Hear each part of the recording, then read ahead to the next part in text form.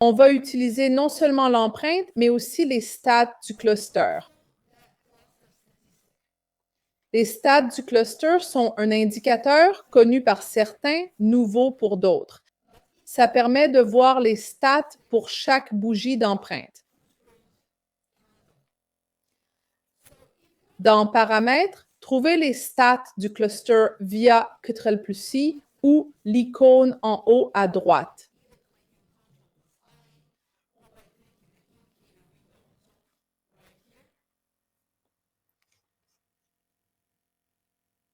Là, vous choisissez les stats à afficher selon vos préférences. Ça offre différentes vues pour divers types de configurations. Pour ce webinaire et nos setups, on va utiliser Delta. La ligne delta montre le delta total dans chaque bougie d'empreinte.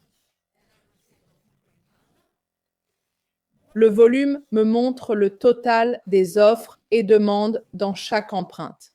Le décompte des trades indique l'activité du marché si le nombre de trades augmente ou baisse quand le prix atteint certains niveaux.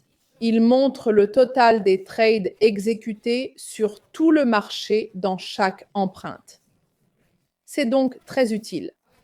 J'utilise aussi beaucoup le delta max-min pour divers setups. On le couvrira peut-être dans les prochains webinaires. Pour aujourd'hui, on va utiliser le volume, le décompte des trades et le delta.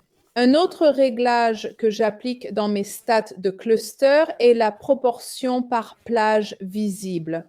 Un moment, s'il vous plaît. Je vais vous montrer ici. La proportion par partie visible du graphique est activée pour moi car elle compare le volume delta et les trades selon la partie visible du graphique. Elle souligne ce qui sort de l'ordinaire car sans ça, la comparaison se fait sur le total du graphique. Ce n'est pas toujours précis selon ce qu'on trade, mais vu que les sessions de Londres, Asie et New York ont des volatilités différentes, je préfère activer la proportion par plage visible. Ça me permet de comparer et sélectionner le volume, delta et nombre de trades importants pour la période spécifique que j'observe. Ça me montre ce que je dois voir et surveiller maintenant. Pas par rapport à New York ou Londres, mais à l'instant présent. Ensuite, vous pouvez choisir les couleurs qui vous conviennent. Je garde ça un vert et rouge basique pour mon empreinte, mais si c'est trop vif ou confus pour vous, vous pouvez choisir d'autres couleurs. D'accord? Et ça va s'afficher comme ça. Pour mon graphique d'empreinte, si vous allez dans Paramètres, Paramètres de cluster, Paramètres d'empreinte, donc pas. Vous pouvez aussi choisir les couleurs. Le plus important à sélectionner sont les paramètres de proportion, où vous choisissez tout le graphique ou la région visible. On va utiliser la région visible et fixer notre limite supérieure à 10%. Ça va sélectionner les deltas brillants, négatifs ou positifs, auxquels je dois vraiment faire attention.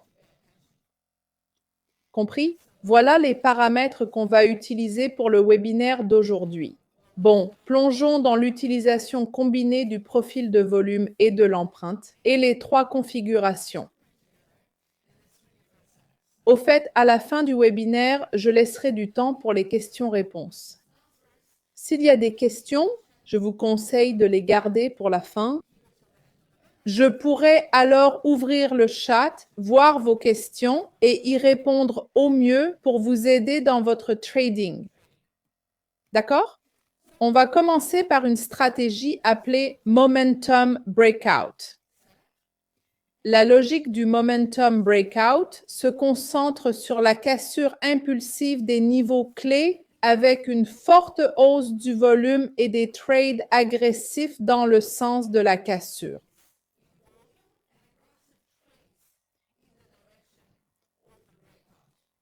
Compris?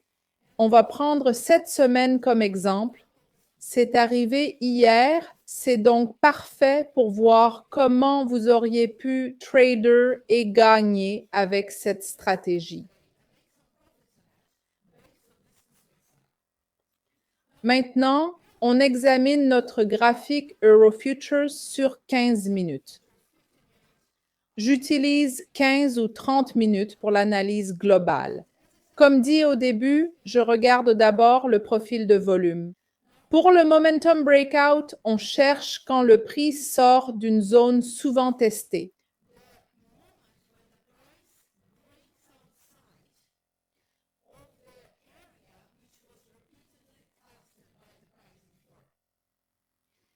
Sur ce graphique, c'est clair que la zone de 1,0550 à 1,0543 a été très testée cette semaine.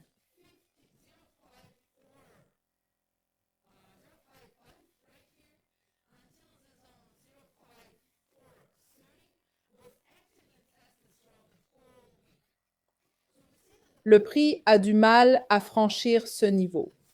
En regardant à gauche, on voit que cette zone était déjà importante avant. On voit qu'il l'a testée plusieurs fois. Hier, je cherchais à prendre cette position aussi, en guettant le moment où le prix allait percer cette zone une fois de plus. Quand le prix perce la zone, je veux voir des bougies avec de longs corps et peu ou pas de mèches dans la direction de la cassure.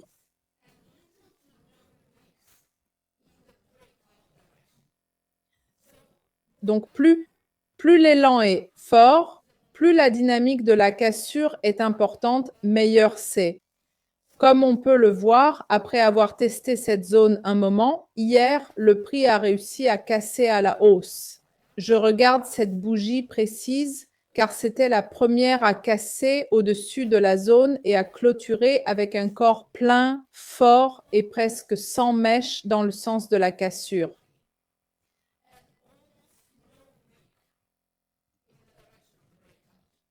Cette bougie seule montre déjà la force des acheteurs, mais on veut aussi la confirmer par le profil de volume et notre graphique d'empreinte.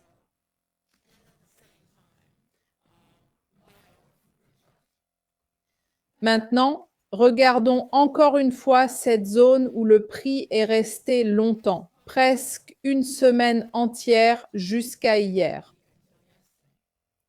Je vais prendre mon profil de volume manuel et le placer sur cette zone. Un instant. Je vais activer la couleur.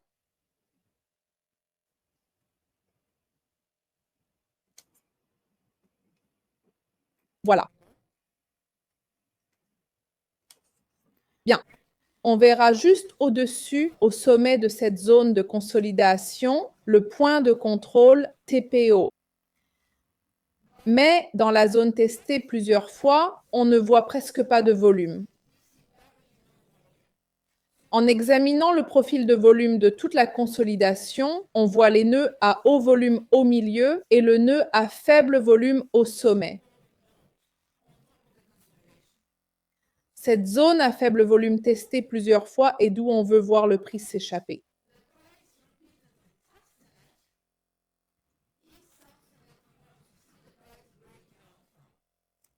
D'accord?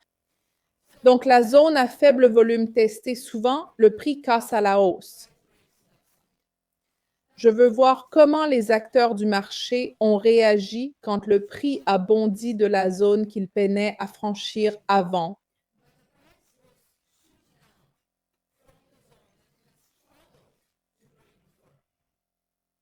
Je vais passer à un graphique d'empreinte pour trouver la zone de cassure d'hier. C'était ici. C'est la zone dont on parle. 0,550. Je veux voir comment les acteurs du marché ont agi au moment de la cassure. Alors,